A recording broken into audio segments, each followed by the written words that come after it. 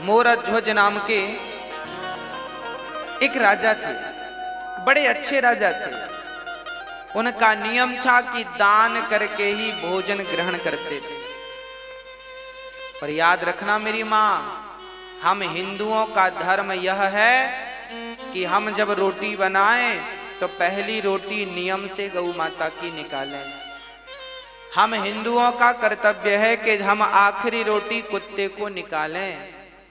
हमारा कर्तव्य है कि हम अपने घर से एक थाली भोजन दीन दुखी और गरीबों को खिलाएं।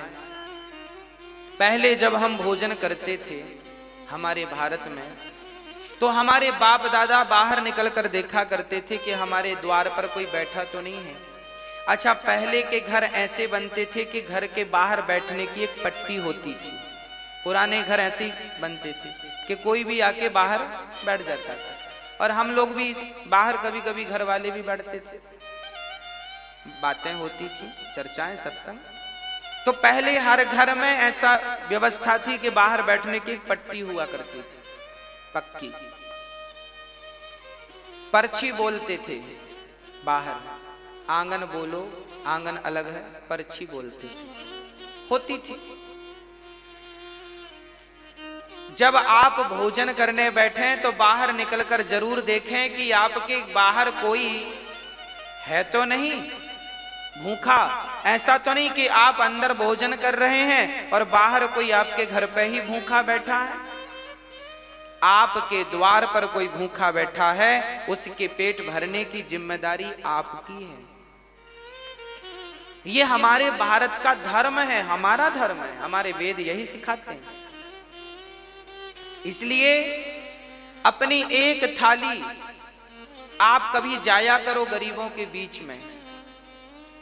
इसलिए यहां अन्न क्षेत्र बंटता है कि एक थाली आप किसी को बाहर आपके कोई मिले ना मिले, एक एक थाली करते करते आपके 365 दिन में आपकी 365 थालियां हो गई। इसलिए यहाँ एक बार अन्न क्षेत्र में आप एक बार अन्न क्षेत्र कराते हैं तो एक साथ 2000 साधु भोजन कर लेते हैं, एक साथ सब लोग खा लेते हैं। तो रोज रोज नहीं खिला पाओ, तो इसलिए अन्न क्षेत्र होता है कि आप सभी को अपने हाथ से प्रसाद बांटे, अन्न क्षेत्र दें। हाँ, तो आपका नियम है, हमारा नियम हो कि हम रोज दें, ना तो फिर साल में एक बार दें। ऐसे अच्छे कार्यों से जुड़ जाएं नियम से। मोरध्वज का भी यही नियम था। रोज ब्राह्मणों को बुलाते, उनके चरण धोते, उनकी सेवा करते, उनकी वंदना करते, उनको भोजन कराते, और उनके कहने पर जो वो कहते वो दान करते। दान अपने मन से नहीं करते थे, ब्राह्मण से पूछते थे आपको क्या चाहिए, जो वो कह दें वो दान करते थे। वो कहें कि हमें गाय चाहिए तो गाय दान कर देते थे, वो कहें हमें सोना चाहिए सोना दान, वो कहें हमारे रहने को घर नहीं है तो जमीन दान कर देते थे। राजा थे, ब्राह्मणों से पूछ कर दान करते थे आपको उनके मन का।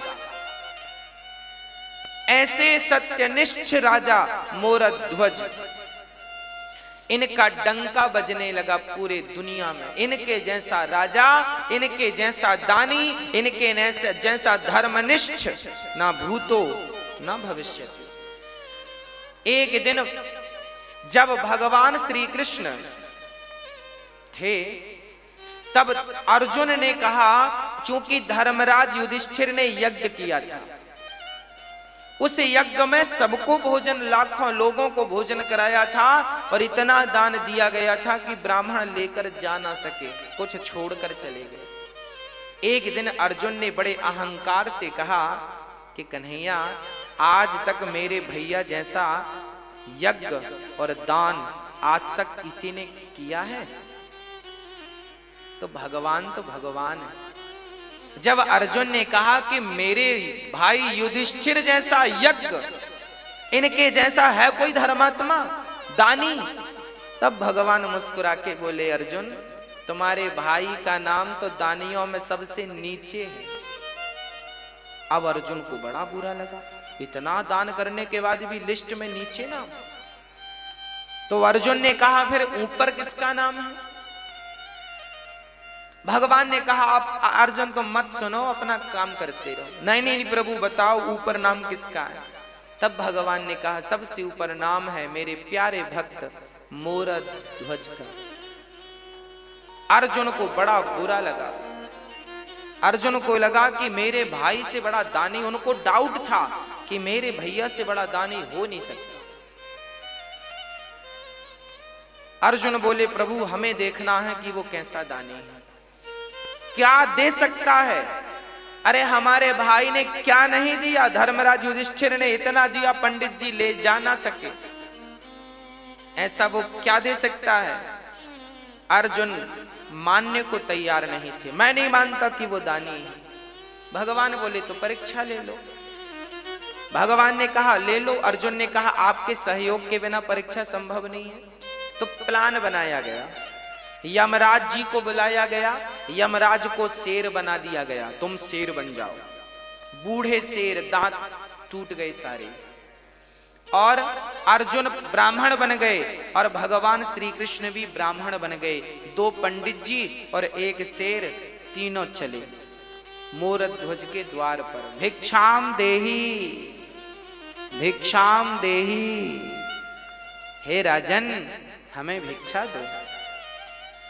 तुरंत राजा दौड़कर आए, ब्राह्मण आइए आइए आइए, स्वागत है, मेरे तो भाग्य खुल गए, आप जैसे दिव्य ब्राह्मणों का पदार्पण घर में हुआ।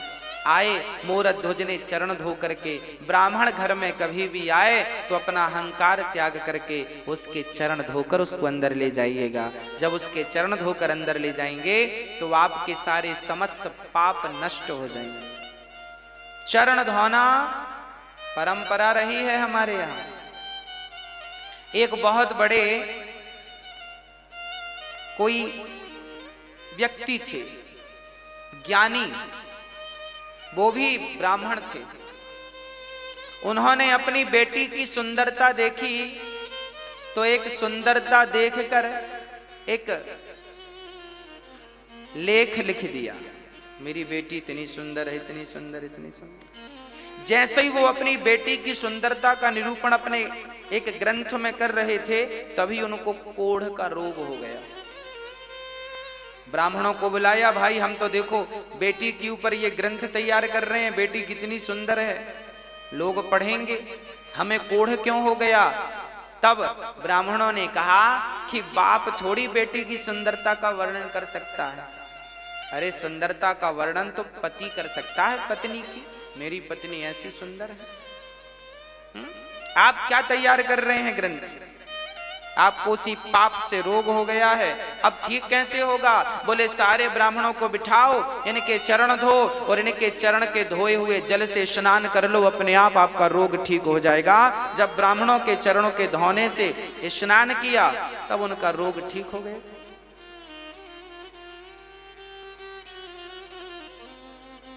भगवान श्री कृष्ण भी सुदामा जैसे ब्राह्मणों के चरण धोए कि नहीं? हाँ या ना?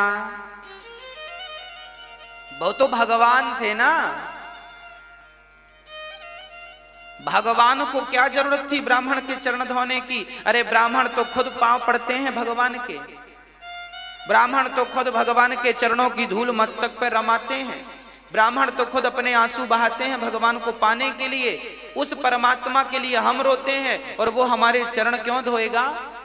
क्योंकि भगवान कहते हैं अतिथि देवो, यदि मैं ही इस मर्यादा का पालन नहीं करूंगा कौन करेगा? इसलिए भगवान ने ब्राह्मण सुदामा के चरण खुद धोए हैं और फिर उन्हें भोजन कराया है। आपके घर कभी ब्राह्मणों को बुलाना भोजन पर तो सबसे पहले उनके चरण धोना और चरण धोकर ही उन्हें भोजन पर बिठाना, भोजन कराना। आजकल तो 13ही बरसी में भी लोग पांव नहीं धुलते। आप अपने माता पिता की 13ही करते हो ना, बरसी करते हो ना, तो आज के बच्चे तो इतने एडवांस हैं, वो पांव धुले क्यों? क्योंकि वो तो बड़े साहब हैं, पांव धुलने में शर्म आएगी, काहे धुलेंगे पांव? अरे भैया, ब्राह्मणों के चरण को जब आप धुलते हैं तो ब्राह्मणों के चरणों को धुलने में जितना पानी खर्च होता है वही पानी तुम्हारे पूर्वजों को पानी प्राप्त होता है पीने के लिए रास्ते में। मैं मरूंगा तो मैं भी वही पानी पीऊंगा जो मैंने ब्राह्मणों के चरणों को धो करके बहाया है, वही पानी मुझे पीने को मिलेगा। आप भी मरेंगे तो आप भी प्यासे मर जाएंगे यदि कभी ब्राह्मणों के चरण नहीं धोए तो।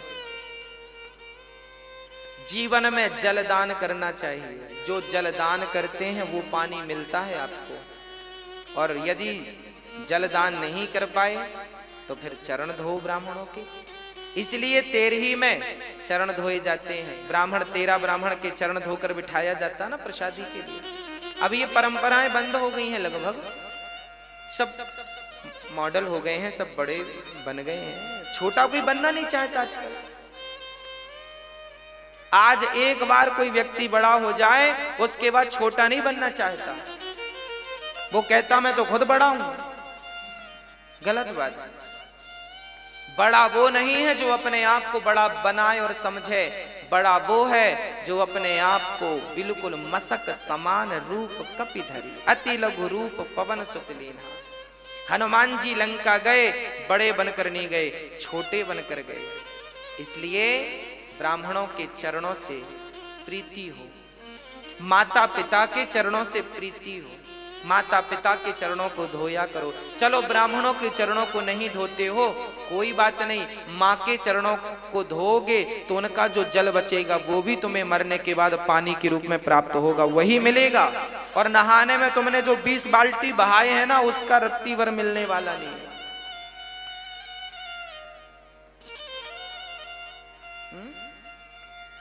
गौ माता को जो पानी पिलाया है वो पानी भी आपको प्राप्त होगा। जरूरतमंदों को जल का दान दिया है वो भी जल आपको प्राप्त, जो दिया है वो मिलेगा, सीधी बात। गाली दी है तो गाली मिलेगी और राम राम दिया है तो राम राम मिलेगा। बस ये समझो कि कांटा चुभोया है तो तुम्हें भी कोई पीछे से चुभोएगा, और तुमने एक चुभोया वो 2 चुभोए, ब्याज भी मिलता है। और आपने किसी के रास्ते में पुष्प बिछाए हैं तो आपने गुलाब के बिछाए हैं तो फिर आपको कमल के पुष्प कोई बिछा के देगा, क्योंकि ब्याज अच्छे का अच्छा बुरे का बुरा। जैसी करनी। अब भगवान श्री कृष्ण आए हैं और उनको मोर ध्वज ने बिठाया है, चरण धोए हैं और चरण धो करके भोजन।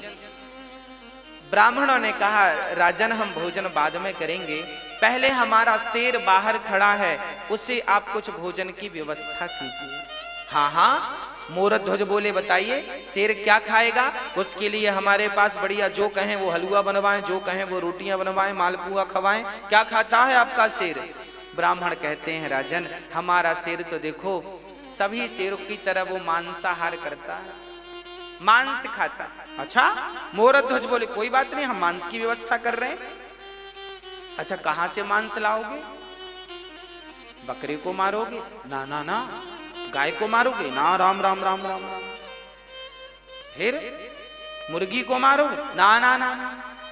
फिर किसी प्रजा को मारोगे? ना ना, प्रजा तो भगवान है उसे क्यों मारेंगे? मोरध्वज से भगवान ने कहा फिर तुम कहां से मांस लाओगे? मोरध्वज बोले हमारे पास भी तो मांस है, हम अपना काट के देंगे आपके सिर को, अपनी जांघ का मांस दे देंगे। हमारा पेट बड़ा है, पेट का मांस दे देंगे, आपके सिर का पेट भर जाएगा। देखो एक राजा, वो राजा क्या उसके राज्य में बकरा बकरी नहीं थे? कह देता बकरे को ले लो, बकरा देता हूं मैं। ना, जीव हत्या पाप है, अहिंसा ही परमो धर्म।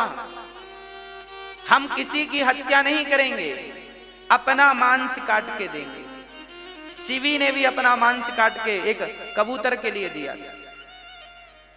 मोरध्वज बोले अपना, ब्राह्मण बोले सुनो आपका मांस हमारा शेर खाएगा ही नहीं। क्यों? बोले आप बूढ़े हैं ना, आपका मांस कठोर हो गया है, और हमारा शेर जो है उसके दांत गिर गए हैं, बुढ़ा हो गया है, कोमल कोमल मांस खाता है। फिर किसका मांस? ब्राह्मणों ने कहा पहले संकल्प लो, दान लेने के पहले संकल्प ले लिया, जो मांगेंगे दोगे। मोरध्वज ने कहा दिया। तो सुनो, आपका बेटा है। हाँ हाँ है, ताम्रध्वज, मोरध्वज का बेटा ताम्रध्वज। अभी उसकी उम्र थी लगभग 5-6 वर्ष की, और अभी 5-6 वर्ष पहले ही हुआ है। अभी बुढ़ापे में बेटा हुआ था, कोई संतान थी नहीं मोरध्वज की। बुढ़ापे में पुत्र का सुख मिला है। ब्राह्मणों ने कहा कि आपका बेटा है, हमें अपने शेर के लिए आपके पुत्र का मांस चाहिए। बच्चे का मांस बड़ा कोमल होता है, वो बड़ी आसानी से खा लेगा। आप जल्दी से अपने बेटे को लाइए और उसे खड़ा करिए। और सुनो, हमारे शेर के दांत गिर गए हैं तो मांस फाड़ नहीं सकता, इसलिए आप दोनों पति पत्नी अपने बच्चे को बीच से आरे से चीर करके फाड़िए और फाड़ करके मेरे शेर को डालिए। अब तो राजा दंग रह गए। राजा कुछ समझ ना पाए। एक पिता एक माँ अपने बेटे को वारे, चलो बेटे का दान तो बहुत लोगों ने किया है, पर बेटे को वारे से चीरना, और उस बेटे को जो एक ही बेटा हो, बड़ा लाड़ प्यार का बेटा हो। अब तो राजा का दिल जोर जोर से धड़कने लगा। समस्या ये नहीं थी कि बेटे को वारे से चीरना है, समस्या तो राजा के सामने यह थी कि बेटे को जबरदस्ती यदि फाड़ेंगे तो बाल हत्या का पाप लगेगा। किसी को जबरदस्ती मारेंगे तो पाप नहीं लगेगा। तभी देखो हमारे यहां धर्म कैसा है। वो नन्हा सा बालक जो मोर ताम्रध्वज था, वो दौड़ कर आया और पिता से कहने लगा, पिताजी इतना क्या सोचते हैं? आप यही सोच रहे हैं ना कि मैं तैयार हूं अपना मांस देने को या नहीं? राजा बोले, हाँ बेटा, मैं यही सोच, मेरा धर्म संकट यह था कि मैं आपको जबरदस्ती पकड़कर काट दूं, पाप लगेगा। तब ताम्रध्वज ने कहा, वाह पिताजी, अरे पुत्र का जन्म ही इसलिए होता है कि वो पिता के धर्म की रक्षा करे।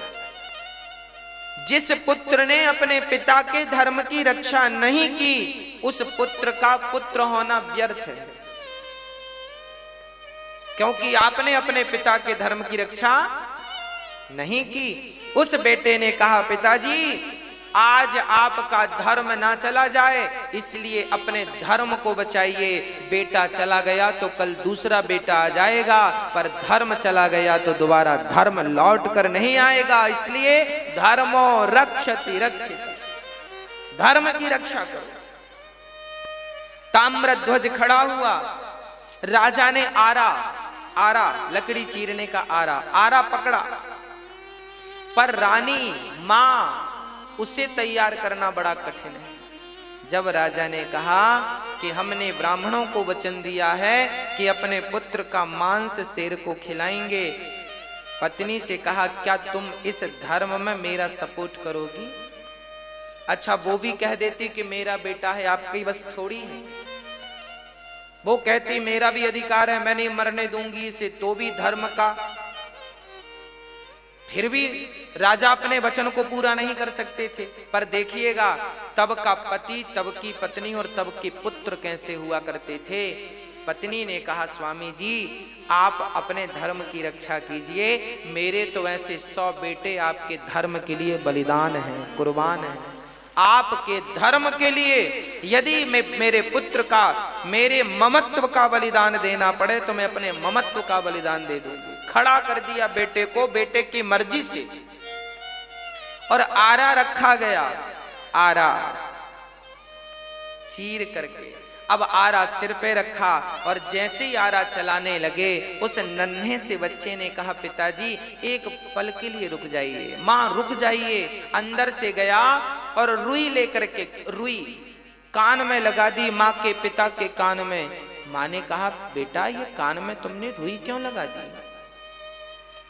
पिता ने कहा, बेटा ये मेरे कान में रुई क्यों लगाई?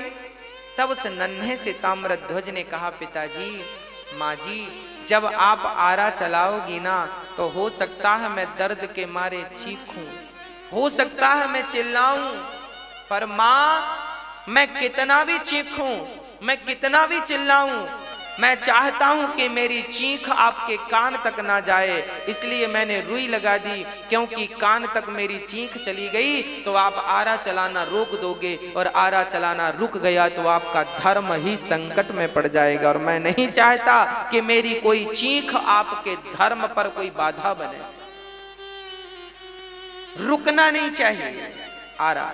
बस खड़े हो गए ताम्रध्वज, आंख कानों में रुई लगाई, और वो माता पिता अपने धर्म की रक्षा के लिए अपने पुत्र को ही बीच से चीर दिया। देखते देखते खून की पिचकारियां निकलने लगीं, कभी वो माँ के मुंह को भिगाए तो कभी पिता के मुंह को भिगाए, और वो पिचकारियां निकलती जा रही हैं और आरा चलता जा रहा है। ये भारत की सत्य घटनाएं हैं, ऐसा हुआ है, ऐसा भारत था हमारा।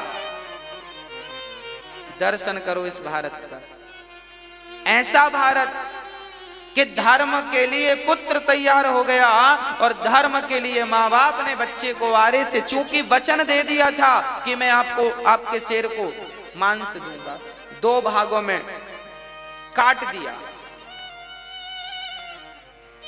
अब रानी रोने लगी, अब बच्चे को जब देखा तो रोने लगी।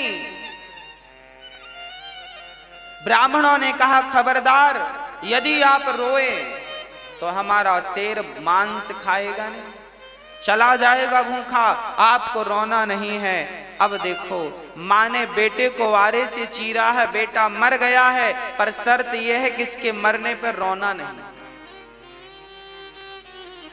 अरे रोकर ही अपना दुख कम कर लेती वो माँ, पर रोने में भी पाबंदी लगा दी। ब्राह्मणों ने कहा इसका दायां भाग उठाकर मेरे शेर को डाल दो और बायां भाग ले जाकर फेंक दो। तब उस मां की आंखों से एक आंख से आंसू निकल गए। ब्राह्मणों ने कहा मां रोई क्यों? तब कहा उस मां ने, मेरे पुत्र का एक अंग तो आपके काम आ सका, पर दूसरा अंग आपके काम ना आ सका, इसलिए आंखों से आंसू निकल आए। शेर ने उस मांस को खा लिया और अब ब्राह्मण बड़े प्रसन्न हुए। ब्राह्मणों ने कहा राजन, अब हमें भी भूख लग रही है, अब हमें भोजन परोसो। राजा रानी ने थाल लगाई और ब्राह्मणों को परोसा, और ब्राह्मण जैसे ही रोटी तोड़कर अपने मुंह तक ले गए, वापस रख दिया। ब्राह्मणों ने कहा राजन, हम आपके घर भोजन नहीं करेंगे। क्यों नहीं करेंगे? क्योंकि आप हत्यारे हैं। कौन सी हत्या? आपने अभी अभी अपने बच्चे को मारा, और हत्यारों के घर हम भोजन नहीं करते। ये कहकर ब्राह्मण जाने लगे, तब मोरध्वज चरणों में गिर पड़ा। महाराज, मेरे घर से अतिथि भूखा चला जाएगा तो मेरे जीवन भर की भक्ति, जीवन भर का पुण्य आज बेकार हो जाएगा। ब्राह्मण देवता, मेरे घर से आप भूखे ना जाइए, आप भूखे ना जाइए। ब्राह्मणों ने कहा आप हत्यारे हो। अरे मोरध्वज ने कहा मैंने हत्या नहीं की, आपने ही तो कहा था। हमने कुछ नहीं, हम नहीं जानते। हमने कहा जरूर था, पर आपने तो हत्या की है, तो हत्या का तो पाप लगेगा, और तुम जैसे बाल हत्यारे को घर हम भोजन करेंगे। ये कहकर जाने लगे। तब मोरध्वज ने विचार किया, बात तो सही है, मैंने अपने धर्म की रक्षा के लिए अपने माथे पर पुत्र की मृत्यु का कलंक ले लिया। लोग क्या कहेंगे, कैसा राजा है, अपने धर्म के लिए अपने पुत्र को मार डाला। ये कहकर राजा रोने लगे, हे विधाता, कैसी कठिन परीक्षा ले रहे हो, ये हत्या का पाप मेरे माथे पे लगेगा तो मैं कैसे जीवित रहूंगा। ये कहकर कि राजा मूर्छित हुए, और जब होश आया तो उन राजा ने कहा, हे विधाता, हे ईश्वर, यदि मैंने आज तक सपने में किसी का दिल ना दुखाया हो और मेरे घर से कोई अतिथि आज तक संतुष्ट होके ना गया हो, मैंने सदा संतुष्ट करके भेजा है सबको, आज तक यदि मेरी सेवा पूजा से आप प्रसन्न हैं तो हे नाथ मुझे इस धर्म संकट से उबारिए। और कहते कहते मोरध्वज ने कहा, बेटा ताम्रध्वज, एक बार तूने मर करके अपने पिता के धर्म को बचाया है, पुत्र एक बार जीवित होकर अपने पिता के धर्म को बचा ले। यदि आज तू जीवित नहीं हुआ तो तेरे पिता का धर्म चला जाएगा, तेरी मृत्यु व्यर्थ हो जाएगी। ये कहकर मोरध्वज नीचे गिरे। तभी अंदर से आवाज आ गई, पिताजी मैं मरकर भी आपके धर्म की रक्षा करूंगा और जिंदा होकर भी आपके धर्म की रक्षा करूंगा। अंदर से दौड़ता हुआ उनका बेटा आया और पिता ने हृदय से लगा लिया और पलट कर देखा तो ना वहां कोई शेर था ना कोई ब्राह्मण थे, वहां तो स्वयं भगवान श्री कृष्ण शंख चक्र गदा पद्म लेकर के खड़े थे, चतुर्भुज रूप में खड़े थे। अर्जुन की आंखों में आंसू गिर रहे थे, झरझर आंसू निरंतर गिर रहे। मोरध्वज बोले, प्रभु आप? हाँ।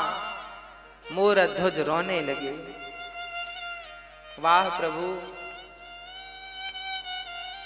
क्या आपको भी मुझ पर भरोसा नहीं था जो आप मेरी परीक्षा लेने चले आए? अरे कम से कम आपको तो भरोसा होना चाहिए था। भगवान रोने लगे, मोरध्वज यदि मैं सबसे कहता कि तू सबसे बड़ा दानी है तो कौन मानता, पर आज तूने साबित करके सिद्ध करके दिखा दिया कि इस धरा पर, इस सृष्टि पर आपके जैसा दानी ना भूतो ना भविष्यति, ना हुआ था ना हुआ है ना कभी होगा। अब तो हृदय से लगा लिया भगवान ने। और अर्जुन तो बड़े शर्मिंदा हो गए जो अपने भाई युधिष्ठिर को दानी कह रहे थे। आज इन्हें पता लगा कि ये दानी नहीं, मोरध्वज दानी। हाँ, मोरध्वज जैसा कोई दानी नहीं, सबसे बड़े दानी मोरध्वज। इसलिए धर्म